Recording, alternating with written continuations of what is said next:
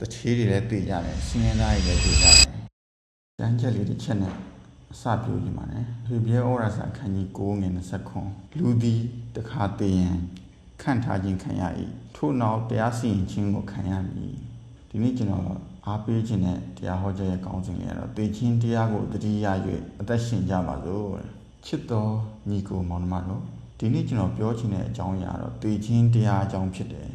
လူအများစုကတော့တည်ခြင်းတရားအကြောင်းမပြောချင်ကြဘူးစဉ်းစားချင်ကြဘူးဒါပေမဲ့တည်ခြင်းတရားဟာလူတိုင်းအတွက်တည်ချတဲ့အရာတစ်ခုဖြစ်တယ်ဒီနေ့ကျွန်တော်တို့အသက်ရှင်နေပြီမဲ့မနေ့ပြန်ကျတော့ဘာဖြစ်မလဲဆိုတော့ဘယ်သူမှမသိနိုင်ဘူးတည်ခြင်းတရားကိုစဉ်းစားခြင်းရဆိုရင်ကြောက်ဖို့မဟုတ်ပါဘူးဘဝကိုမှန်ကန်စွာအသက်ရှင်ဖို့တည်ပေးခြင်းဖြစ်တယ်ဆိုတော့ပထမတစ်ချက်အနေနဲ့တည်ခြင်းတရားဟာလူတိုင်းအတွက်တည်ချတယ်ကမ္ဘာပေါ်မှာငွေကြေးဘာနာပညာနာမည်ကျော်ကြားမှုဘာပဲရှိရှိတည်ခြင်းတရားကိုမရှောင်နိုင်ဘူးဘယင်းတွေလည်းတည်ကြတယ်တချေးတွေလည်းတည်ကြတယ်စင်းရဲသားတွေလည်းတည်ကြတယ်တည်ခြင်းတရားကလူတိုင်းကိုတန်းတူဆက်ဆံတယ်တခါတလေကျွန်တော်ကနောက်မှဖျားကိုရှာမယ်လို့စဉ်းစားကြတယ်မနဲ့ဖြန်ဆိုတာကျွန်တော်ရဲ့လက်ထဲမှာမရှိဘူးဒီနေ့အသက်ရှင်နေဆိုရင်ဒီနေ့ပဲကျွန်တော်ရဲ့အသက်တာကိုဖျားရှိမှပြန်ပြီးတော့သုံးသပ်ရမယ်နောက်တစ်ချက်အနေနဲ့တည်ခြင်းတရားဆိုရင်ထာဝရအသက်အတွက်ပြင်ဆင်ရန်သတိပေးချက်ဖြစ်တယ်ကျမ်းစာပြောထားတယ်လူဟာဆိုရင်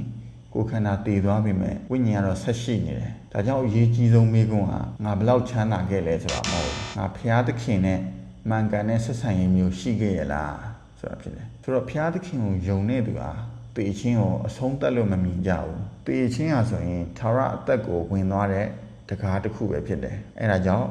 နေ့စဉ်ဖျားနဲ့နီးကပ်စွာအသက်ရှင်ဖို့လိုပါတယ်နောက်တစ်ချက်အနေနဲ့ဆိုရင်တေချင်းတရားကိုသတိရတဲ့လူကဒီနေ့ကိုယ့်ကိုတန်ဖိုးထားပြီးတော့အသက်ရှင်တယ်တေချင်းတရားကိုအမြဲတမ်းသတိရတဲ့လူကဆိုရင်ချိန်တွေကိုတန်ဖိုးထားတယ်မိသားစုကိုပို့ပြီးတော့ချစ်တတ်တယ်ခွင့်လွှတ်တတ်တယ်မကောင်းမှုတွေကိုစွန့်လွတ်ဖို့ကြိုးစားလာတယ်ကျွန်တော်တို့ထဲမှာတချို့တွေကမကျင့်တတ်မှုတွေအမုန်းတရားတွေရန်ညိုးတွေကိုကင်ထားနိုင်တယ်ဒါပေမဲ့အသက်ကတော့အရန်တူတောင်းပါတယ်ဒီနေ့ပဲခွင့်လွှတ်လိုက်ပါဒီနေ့ပဲချစ်ချင်းမြတ်တာကိုပြသလိုက်ပါဒီနေ့ပဲဖခင်ကိုပုံမို့ပြီးတော့ချီးကပ်လိုက်ပါချစ်တော်ညီကိုမောင်နှမအပေါင်းတို့တေချင်းတရားဆိုကြောက်စရာမဟုတ်ပါဘူးပြင်ဆင်ထားခြင်းမရှိတဲ့သူအတွက်သာကြောက်စရာဖြစ်တယ်ဒီနေ့ကျွန်တော်ကိုမေးအောင်ဖះနဲ့ကျွန်တော်တို့ဆက်ဆံရေးကမှန်ကန်သလားဒီနေ့ပဲသိရမှဆိုရင်အစင်သစ်ဖြစ်ပြီလားဘသူ့ကိုခွင့်လွှတ်ဖို့လိုသေးလဲဘယ်ကောင်းမှုကိုဒီနေ့စပြီးလှုပ်တင်လဲပေချင်းတရားကိုတတိယချင်းရဆိုရင်ဘဝကိုပိုတန်ဖိုးရှိစွာအသက်ရှင်စေပါတယ်ဖះသခင်ကကျွန်တော်တို့ကိုအသက်ရှင်နေသေးတဲ့ဒီနေ့ကိုပေးထားတဲ့အတွက်ကြောင့်ဒီနေ့ကိုအတိတ်ပဲရှိစွာနဲ့အသက်ရှင်ကြမှာဆိုအားလုံးမှာကြွရသောကောင်းမှုများကျွန်တော်ဆက်ပြီး